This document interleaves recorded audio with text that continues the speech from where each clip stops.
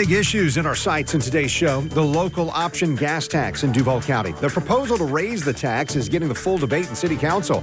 We'll have a council member and a local government expert talk us through the good and bad in their views. Plus, Florida lawmakers heading back to Tallahassee. It's time for a special session. Senator Aaron Bean explains on This Week in Jacksonville. Thank you for joining us today. So Jacksonville's mayor and the leader of the Jacksonville Transportation Authority, they're promoting a plan to increase the gas tax and fund some very specific projects. That plan is going through the legislative process in Duval County, which includes committee of the whole meetings and town hall meetings. And right now, joining us today, City Council member LeAnna Cumber. This topic has it's become a little heated, not necessarily unexpected that would happen. But the plan, just so everybody knows, the plan would double the local option gas tax. It would provide about $930 million in transportation projects. So this is a huge deal. Where do you stand on this process as we're going through it? This is a huge deal. And, gas taxes are wildly unpopular. I am opposed to doubling the gas tax. And I think its unpopularity is probably the reason why Daniel Davis and his chamber board have sent a letter in strong support. The Civic Council has sent a letter in strong support, but no one's coming to chamber and actually fighting for it. And so if you go out and talk to your average person who's at the gas pump right now with gas prices rising, price of food is rising, inflation's going up, people don't want their taxes raised, and right now is the worst possible time to do it. So I am very opposed to it. We've had the CEO of JTA on, and clearly he's in favor of this. City Council President Hazuri was with us recently. So some of the arguments are, hey, these infrastructure, these transportation projects, they need to be accomplished. Here's a way to do it so that users of the transportation system are actually paying for it. How do you respond to that? Well, as I understand it, one of the rationales for the gas tax is to free up money in the budget so that we can address issues like septic tank removal and remediation. Well, I have a much better way to fund that. The federal government is giving the city $343 million right now in COVID relief. JTA is getting $57 million in relief. The $343 million that the city is getting right now can be used for septic tank removal and remediation. So that combined with the $2 billion that the House and Senate of Florida have agreed to put toward infrastructure, transportation infrastructure, all of that money can be used for whatever needs we have. There's absolutely no reason to then go and increase the gas tax. I appreciate you walking through that. That was kind of my next question. Hey, I heard you say, and that's exactly what you presented at some of the meetings this week. We know that the gas tax money cannot go directly to septic tank phase-outs.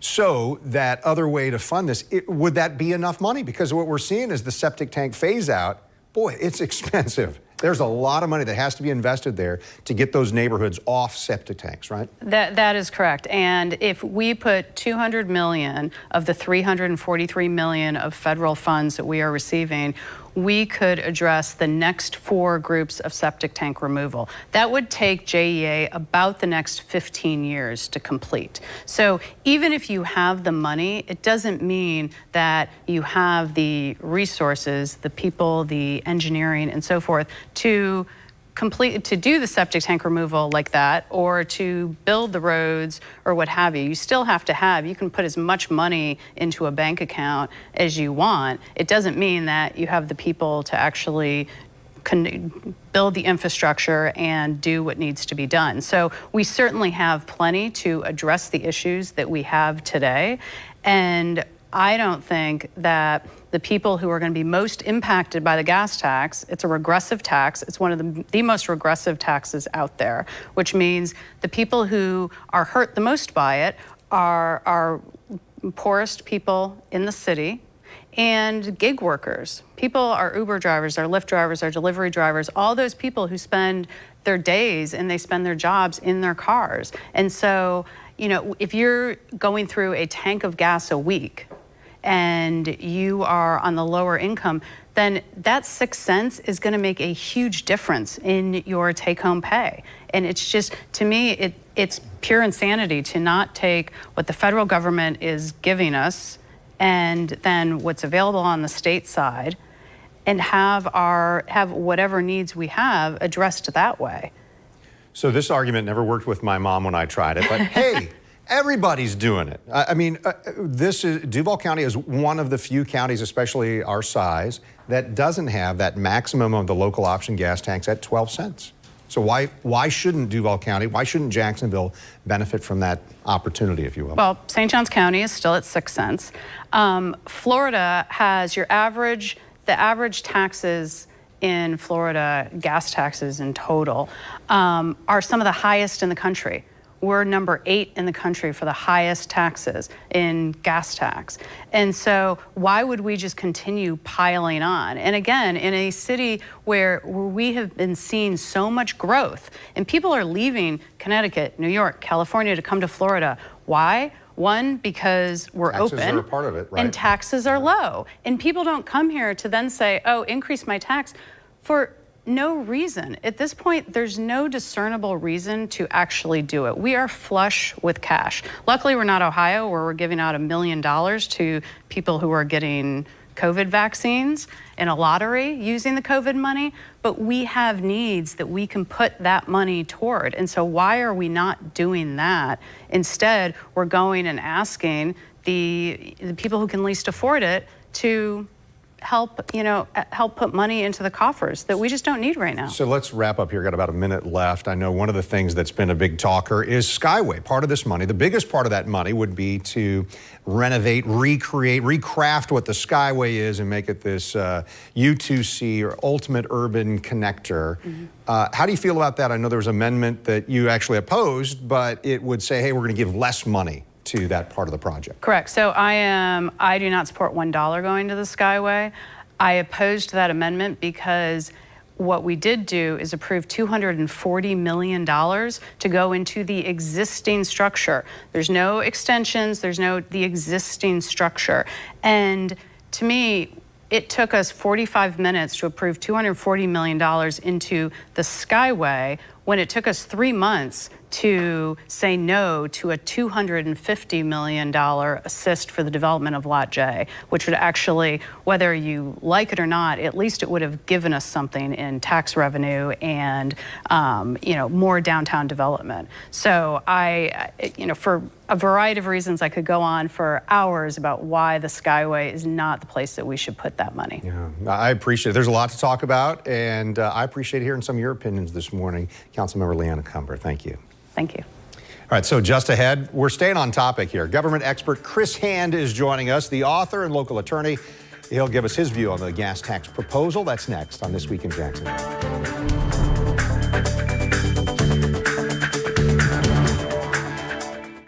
Here at Farah and Farah, there is one thing we never forget. It's not about us. It's all about you. Farah and Farah. Give me 15 seconds of your time, and I'll tell you why you should buy a vehicle from us. Over 1,000 vehicles to choose from as low as $5,000. Free oil changes. Credit is never a problem. We have what you're looking for. 30-day exchange policy and 20-year, 200,000-mile warranty. If we can offer all that in 15 seconds, imagine what we can offer in person. I dare you to come find out. Visit Beaver Toyota in St. Augustine or Beaver Chevrolet in Jacksonville. We're here to wow you. For JEA, providing safe, sustainable energy is at the core of all we do. So we continue to invest in renewable energy, electrify our fleet, and offer efficiency rebates to keep our environment healthy today and tomorrow. Visit DoMoreWithJEA.com today. Amid a storm of challenge and loss, this Florida story gave rise to hope and our spirit to persevere. The Seminole Tribe of Florida and Hard Rock, one a global icon for hospitality and entertainment. The other, unconquered resilience, surviving extinction and poverty, only to create tens of thousands of jobs, billions in economic impact, and billions more for vital government services. But quietly, without fanfare, the Seminoles and Hard Rock came through big for others, fighting hunger and disease, natural disasters, all to help and serve others. Today, the Seminoles, Hard Rock, and the people of Florida are prepared to do something even bigger, for the future they share and the state they love. This relationship from the tribe is really going to be beneficial for the state of Florida. Sponsored by the Seminole Tribe of Florida. Great parties start by recycling the new Ball aluminum cup. In about 60 days, the recycled aluminum can return as part of other infinitely recyclable, lightweight yet sturdy cups. Bringing out the best in cold drinks and lifting up any get-together. So enjoy. Reuse just a few times if you like, and then recycle the new Ball aluminum cup because the party starts here. Find out where you shop for paper and plasticware in your local retail store. Keith Pearson Toyota, your hometown superstore. The Lord will give you encouraging signs. A bailout on a biblical scale. More than 32,000 businesses. $130 billion. The largest federal emergency aid in U.S. history. Buying Lamborghinis, boats, and expensive houses. Uncovering the local industries that got the most loan money and who's paid off their debt. How crooks took advantage of the pandemic, essentially burning your tax dollars. We will catch you. COVID con artists. Monday at 7 a.m. on The Morning Show. You're watching This Week in Jacksonville with Kent Justice. So we're talking about the local option gas tax proposal in Jacksonville. And Chris Hand is joining us right now. Lots of experience in local, state, and federal government. And Chris, it seems like there's a little of all of those in this proposal. What is your opinion of the project so far? Well, Kent, great cities have strong infrastructure. It's exceptionally important for economic development and job creation. It's also very important for quality of life, to make sure Jacksonville is a vibrant and fulfilling place to live. So infrastructure is very important. It's also important for great cities to invest in themselves and also to invest in themselves at the right timing. Jobs for Jax finds us at a very pivotal moment in Jacksonville's history. We've just been through one of the worst economic dislocations since the Great Depression in the COVID economy. We're also at a situation, a very rare one in government, where every level of government is aligned around the same priority, infrastructure. The federal government's talking about investing in infrastructure. The state government's investing in infrastructure. With this alignment, it's important that local government also invest in infrastructure so that we can leverage all those different sources of funding for the biggest infrastructure benefit. Councilwoman Cumber just talked a little bit about that, and she didn't say, no, we shouldn't invest in that. She said, hey, there are other ways to do it other than this local option gas tax. How would you respond to that? Should we be looking just to the federal money, the COVID relief money, any of that kind of thing, instead of something right here in Duval County? I don't think we can afford a situation where it is an either or. This is an and moment. Jacksonville has a huge infrastructure backlog, both overall and historically a huge backlog, in that when the city and county governments merged in the late 1960s, promises were made to neighborhoods that as part of that merger, the benefits of consolidation would extend to every part of the community, including infrastructure like replacing septic tanks, paving unpaved roads, building sidewalks, lighting streets. A lot of those promises haven't been kept, Kent, and that bill has been increasing year after year since then, both to reckon with those past promises of consolidation and for our future economic growth and quality of life. It's not a question of or. This is an and moment for the city of Jacksonville. So you brought up several of those points. I've seen you writing about not just the septic tanks, but also drainage improvements that are needed in parts of the city. Can any of that be done through this gas tax, or is it just a kind of a workaround to free up money for that's used in transportation, and then the capital improvement projects budget can be used for some of those things? Well, Kent, you're right. It can be done indirectly. So the local option gas tax has to be spent on transportation projects or transportation improvements. But there are a number of those transportation and projects and improvements already in the city's capital budget, what's called the Capital Improvements Program, or the CIP. The city can transfer some of those existing projects to the local option gas tax revenue, thus freeing up room in the city budget to invest in crucial priorities like the replacement of septic tanks and the investment of drainage projects. That's not just important for the future of Jacksonville, but like I said, it's also part and parcel of keeping the nearly 55-year-old promises of Jacksonville consolidation. So speaking of some of those fulfilling promises, people are hearing about the Emerald Trail. I'm not sure they understand that connection to transportation. How do they connect to this effort? Sure. Well, we talked about some of the promises of consolidation, and they connect to this effort not only on the septic tank issue, but also on the paving of roads and the lighting of roads and the building of sidewalks that were promised nearly 55 years ago. But the Emerald Trail is also very much a transportation project. The most basic form of transportation is our own 2 feet. Yeah. And this will establish a network of walking trails in and around downtown and some neighborhoods in the urban core around downtown, have some complete streets investment to try and improve the pedestrian bicycle experience here in Jacksonville. It's the type of infrastructure and transportation investment that a lot of cities around the country are making.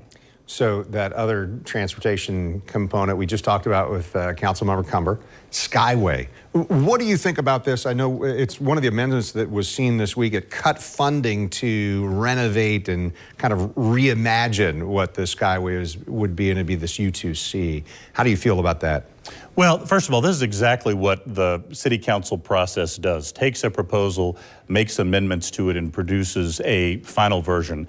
Any initiative, Kent, is a matter of priorities. As you indicate, my own opinion is that the top transportation priority in this initiative needs to be fulfilling the nearly 55-year-old promises of consolidation. Neighborhoods that have gone without the paved roads, gone without the built sidewalks, gone without the lighted streets that they were promised, and the septic tanks that have yet to been replaced. That should be the main priority of this initiative, and part of it does that with the septic tanks. So I think that should be the first priority. Others have made a very compelling case about the Emerald Trail and the benefits that would bring to Jacksonville as well. I think JTA deserves credit for very bold and cutting-edge thinking. That is a project, the UTC, that will probably be able to get not only federal and maybe some state support, but also some private support as well. Yeah. So in this final minute, and I don't mean to squeeze you, but I mentioned to you, hey, some people here fulfilling promises of consolidation say, where is that written down? Show me concrete evidence that there are these promises. Is that to be found, or is this anecdotal? It absolutely is. No, it's not anecdotal, and I'd be happy to refer people to a couple of sources to look at that. One is the 2013-2014 Task Force on Consolidated Government helped to document some of the promises that were made at the time of consolidation. It's also documented in the book update that I wrote in 2019, the 50th anniversary version of A Quiet Revolution. Not only did we look at some of the, again, documents like the ones I just referred to, but also have eyewitness testimony from people who were there and were part of the consolidation effort. People like the late Mayor Jake Godbold, who spoke to the promises. People like civil rights leader and City of Jacksonville leader Alton Yates, who was involved in that process and who were very clear that explicit promises were made. They were made nearly 55 years ago. This is an opportunity for Jacksonville to leverage local, state, and federal dollars to keep those promises, but even in a larger way, Kent, to invest in the infrastructure that is so vital to our economic development and our quality of life. Chris Hand, I knew that getting to visit with you, we'd have a different view of this whole topic, and I think that's important for people to understand is what the different views are, and so they can eventually maybe have some input on what happens here. Appreciate your time this morning. Thank you, Ken.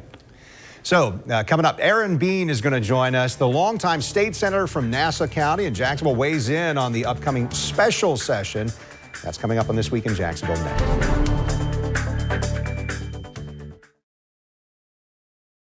At Harrell & Harrell, we're focused on helping people. You can be minding your own business one second, and the next second, you're the victim of somebody else's negligence. If this happens to you, call Harrell & Harrell, 251-1111.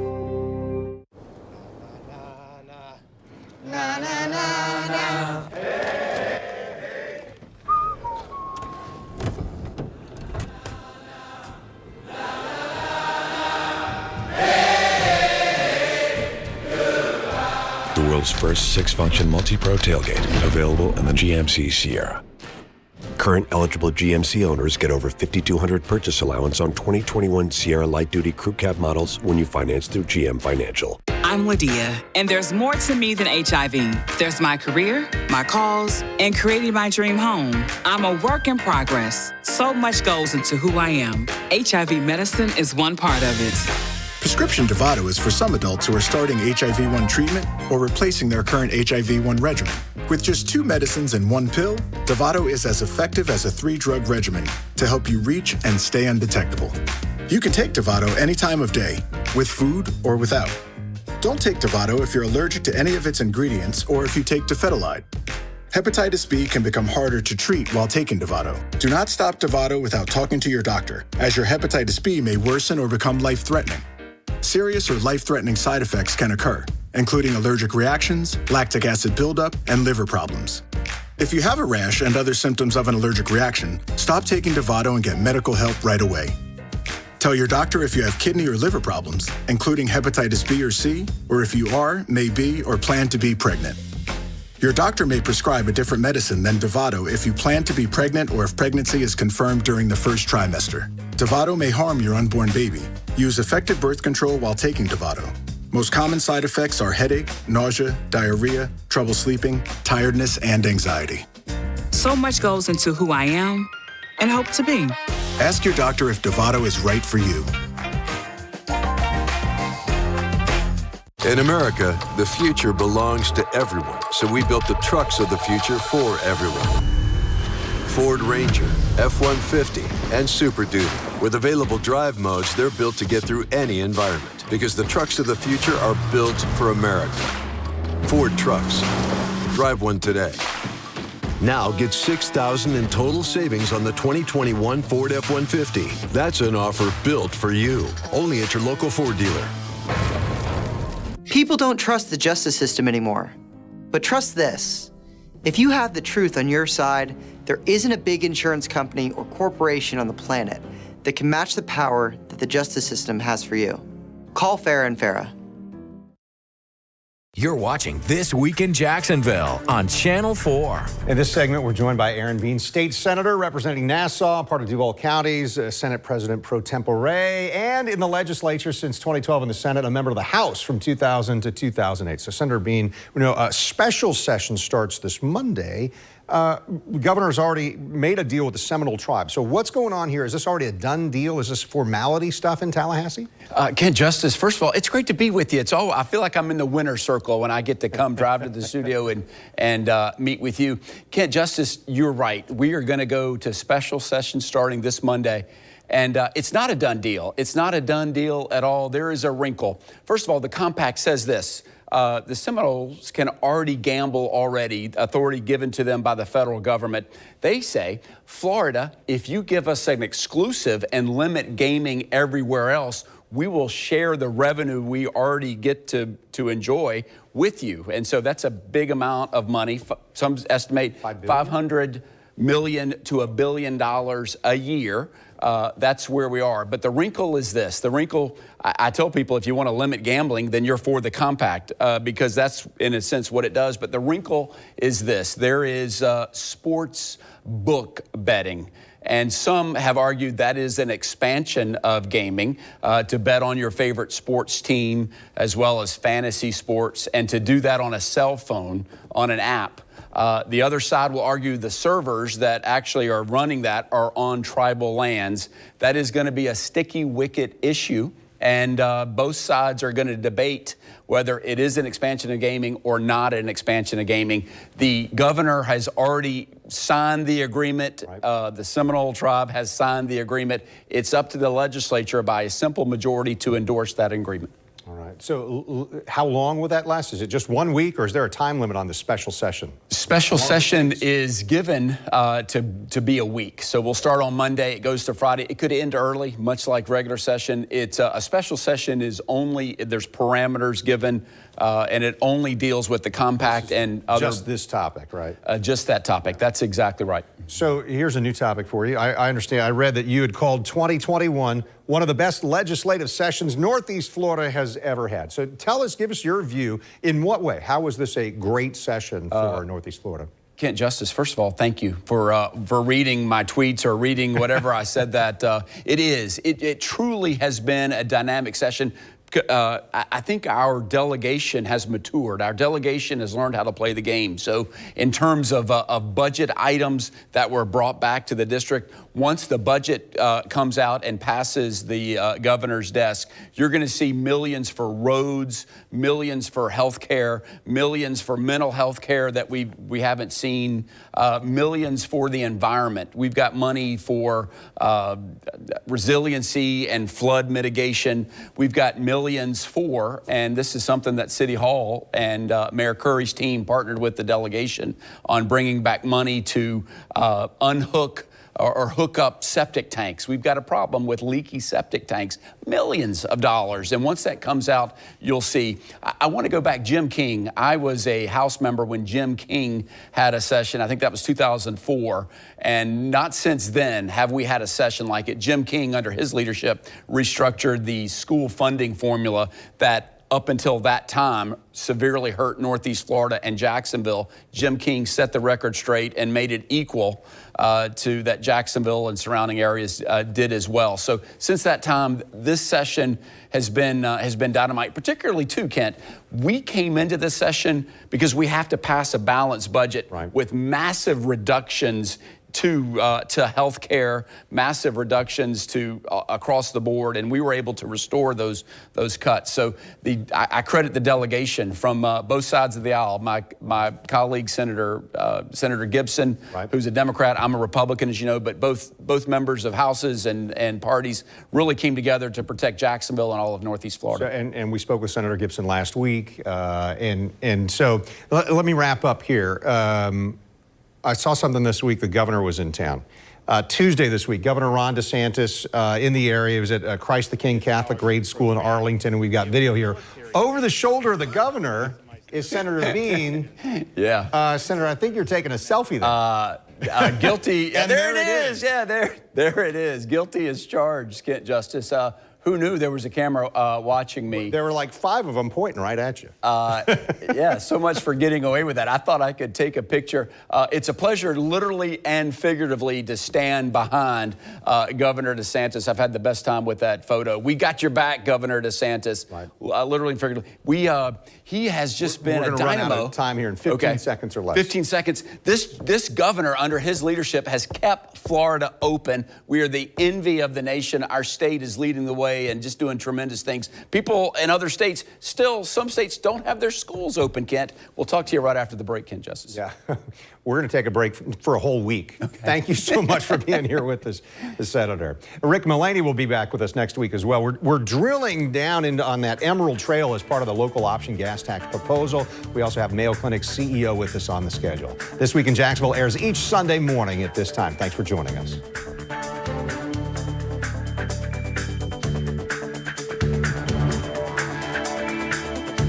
See why every day more people are choosing News 4 Jax, Northeast Florida and South Georgia's #1 source for local news.